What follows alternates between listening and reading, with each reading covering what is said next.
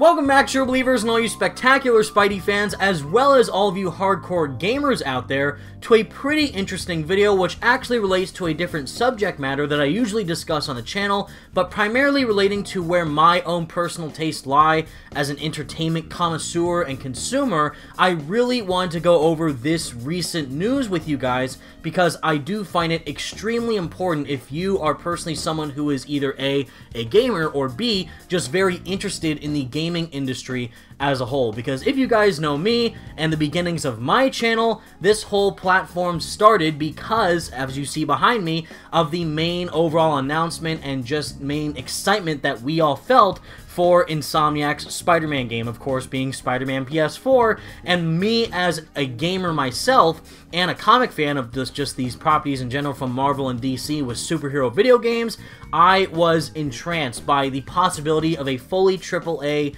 PlayStation exclusive Spider-Man game from the drop. Of course, when it's announced in 2016, we had to wait 2+ years for it to actually come out in September of 2018, and the journey that we've been on as the Spidey Squad is solely because of the announcement of Spider-Man PS4. And because myself, as a gamer, I'm very interested to see that whole industry thrive and prosper in that regard, to be on par with these other types of entertainment of media like movies, comics, TV shows, and what we're going to talk about today is also the sports industry and also the massive media entertainment genre monopoly that we see with these properties. But what's happening right now, especially with the crazy year that was 2020, is something that I have actually dreamed of happening ever since my first exposure to gaming as a kid. You know, my first ever video game, if you don't recall, is the first ever movie tie-in game of Spider-Man with Tobey Maguire, the 2002 Treyarch game.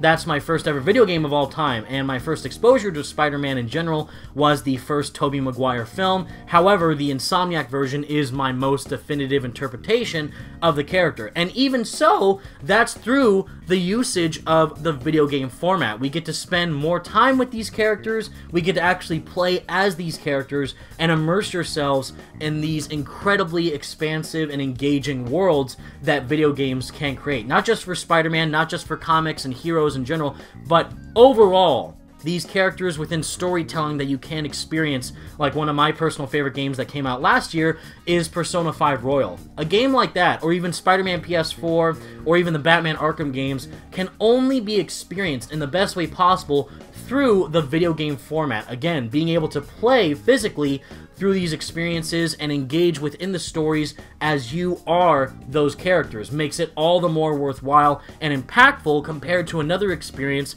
like reading a comic or just sitting back and watching a movie. It's very different and very enthralling, and that is actually what I believe to be the future of entertainment as a whole. And the reason why I bring this up is because I actually discussed about this a couple days ago on Twitter. What I posted on Twitter is basically discussing my excitement as a whole for Spider-Man 2 within the games universe and Spider-Man 3 within the films, by basically saying I'm just happy being a gamer first and a cinephile second. Most of the time when I watch a film, I either really liked it or really disliked it and simply move on. If I loved or hated a movie I'm passionate about, then I usually discuss it further. I am simply a gamer at heart over anything. I would choose games over movies in a second. With games, you get to spend more time with the characters of the story you're experiencing. You're also physically playing through it, which makes it more interactive and engaging compared to the more passive experiences that movies entail. Games just have more weight to them, in my opinion. Even now, the line between both entertainment formats is being blurred, and if you guys have been keeping up with the entertainment news in general within the modern day media, we do have PlayStation making TV shows and movies based off their games with Uncharted, Last of Us, and more so coming down the line, as well as Indiana Jones recently confirmed by Lucasfilm Games, which you already see the kind of weird conjecture between the name of that company. Indiana Jones, a massive movie property, is getting a brand new AAA game coming out later on in a few years, I bet, since it'll probably take a while for them to make that game, as well as Mortal Kombat, even though we did previously receive a film of it way back when, is getting another film coming out relatively soon, and the list goes on and on. And overall, games, in my opinion, are the future of modern media, and their impact continues to grow. Movies aren't too different from that, considering how directors, writers, and others continue to innovate in their on-screen storytelling. But the general experience for movies simply remains the same, whereas games will only continue expanding. And that is basically the giant Twitter thread that I discussed in detail online just a couple days ago. But right after I put that whole thread out, kind of giving my overall thoughts about the film with Spider-Man 3 and Marvel's Spider-Man 2, and just being more excited for the game than I'll ever be for the movie, even with the return of Tobey and Andrew and Tom, all that, I still cannot wait to see the sequel for Insomniac's universe. But because of that, there was a recent article that I stumbled upon actually saying that the video game industry is thriving more so than the film and sports industry combined, coming from MarketWatch.com, saying, of course, video games are a bigger industry than movies and North American sports combined thanks to the pandemic. And as you see there, it was actually first published at the very end of 2020 on December 22nd, but it was recently updated on January 2nd. And I didn't actually see this article until a couple days ago. And of course, this was written by Wallace Witowski by saying COVID-19 lockdowns expected to help global gaming sales rise 20% to nearly $180 billion in 2020. And experts don't see growth taking a hit in 2021 after release of next-gen PlayStation and Xbox. So this article does do a really great job of further going into the whole spectrum of the gaming industry as a whole and the financial profits that are being accumulated from different types of video game productions, mainly with that of mobile games, PC games, and of course what I personally like the most is the console market. These big, massive, huge, blockbuster AAA experiences that you can mainly only experience for yourself on either console or PC, instead of the more smaller projects like mobile games, the more bigger projects that we love in size and scope, and what we can see for these other titles down the line. And of course, seeing that video games have had this much success in 1 year alone is insane to see. The pandemic is obviously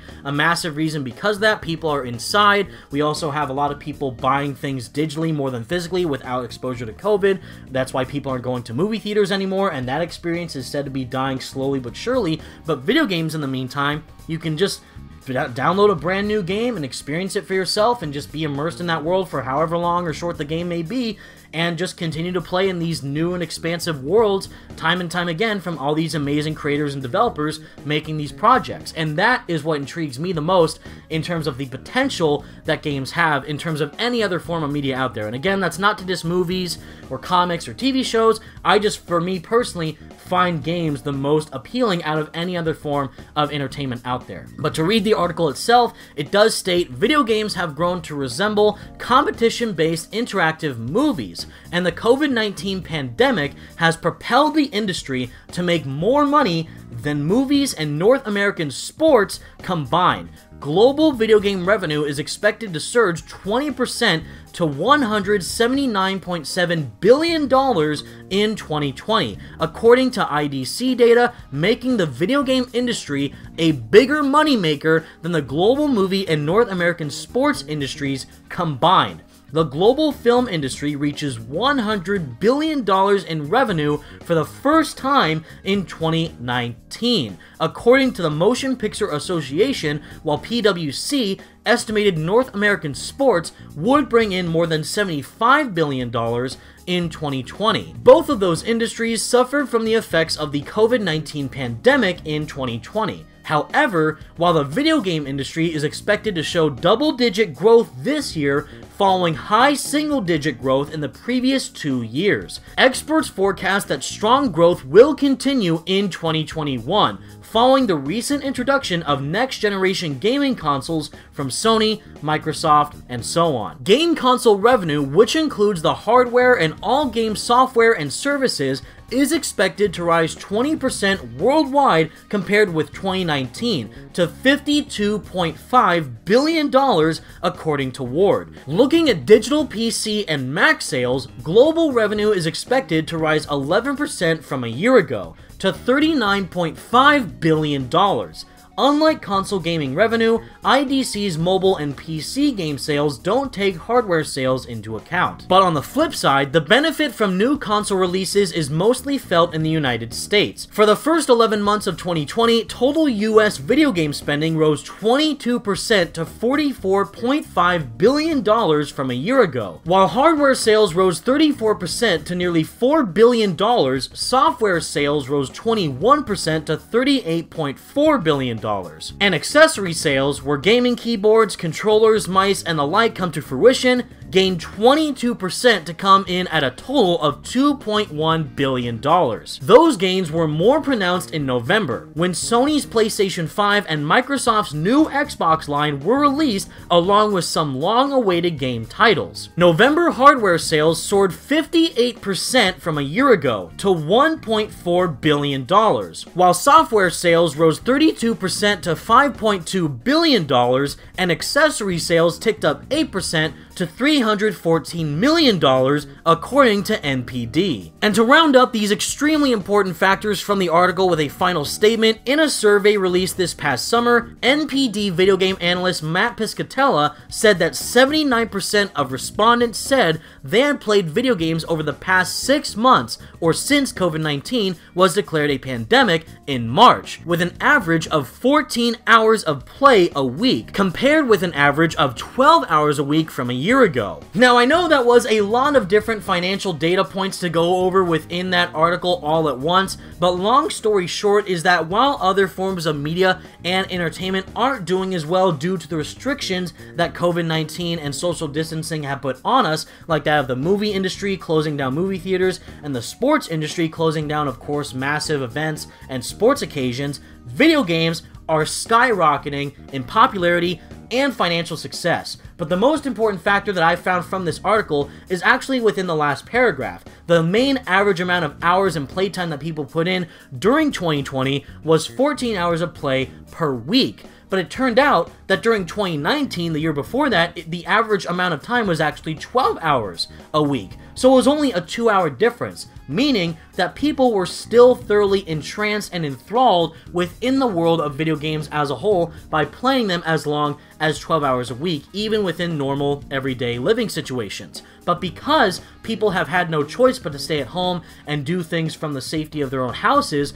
video games have allowed people a lot of reassurance and comfort within these trying times. Again, engaging stories, interactive gameplay, explore these worlds by yourself or team up with friends. A lot of people may even be playing online games with people that they know online because they're not able to physically interact with people in person due to COVID.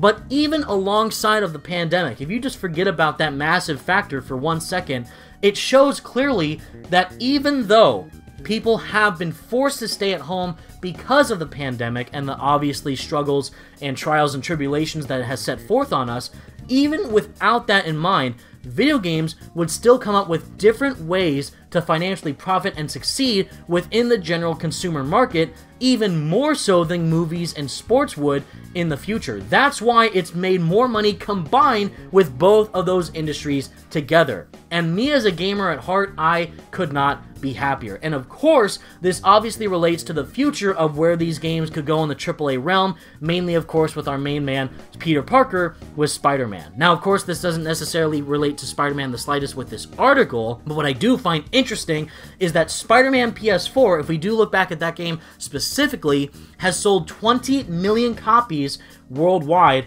and it was reported that by the end of 2020. That news was made clear by the end of last year. And why that's so important is because people may not be able to financially get a next-gen console just yet with the PlayStation 5 or the Xbox Series X. But if they still have a PlayStation 4 console or even a previous Xbox One, and you can buy games on that platform as well, but mainly within the main spectrum of Spider-Man, people are still playing that game. 2 years later, since it released in September of 2018, and by the end of 2020, and now we're just in the beginning of 2021, even after over 2 years, people are still coming to new experiences to try out for themselves. Even with these recent releases in 2020, like Final Fantasy VII Remake, or Ghost of Tsushima, or again, Persona 5 Royal, one of my favorite games of last year, some people may have not played those because of different types of circumstances they were dealing with at the time. Because of that, people had to stay home and they can finally experience these titles for themselves. But mainly for the case of Spider-Man PS4, with the amount of success it has received with over 20 million copies sold worldwide in the span of over 2 years on one platform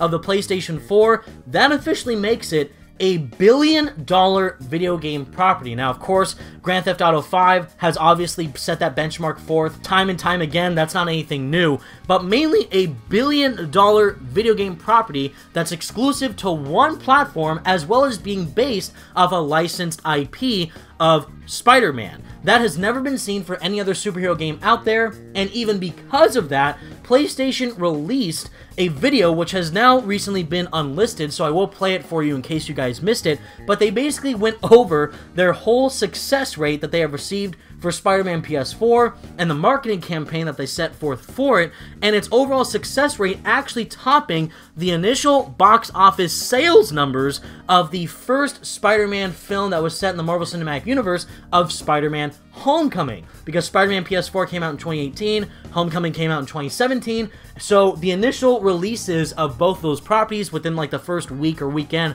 that they came out, Spider-Man PS4 actually topped a film's release tenfold. It's insane how much that has actually been the case because of the experiences that people want to see. They want to see an experience that they can relate to for the character, but also an experience that they can actually interact with and immerse themselves in even further. You can't really get that with a movie, even if it's 2 to 3 hours long.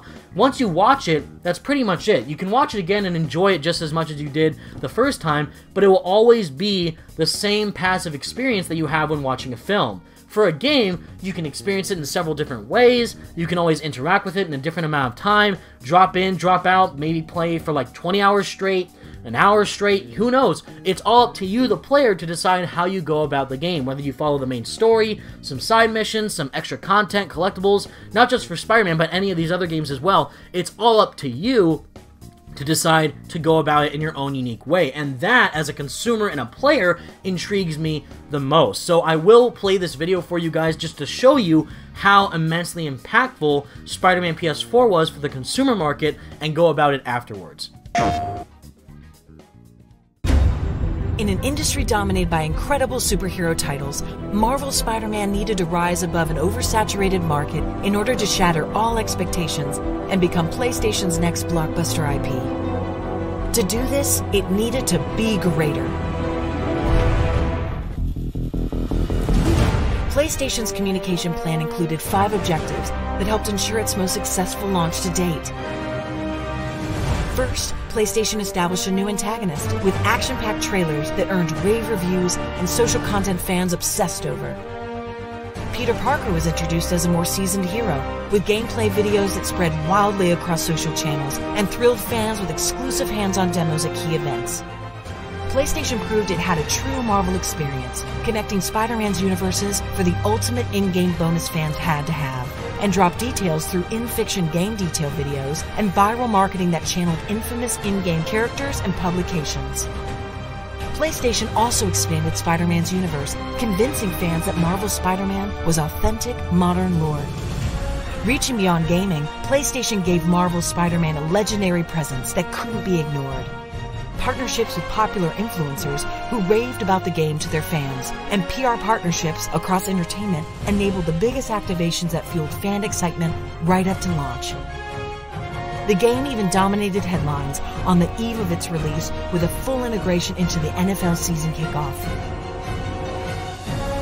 The result was a visually striking campaign that became synonymous with PlayStation and shattered records.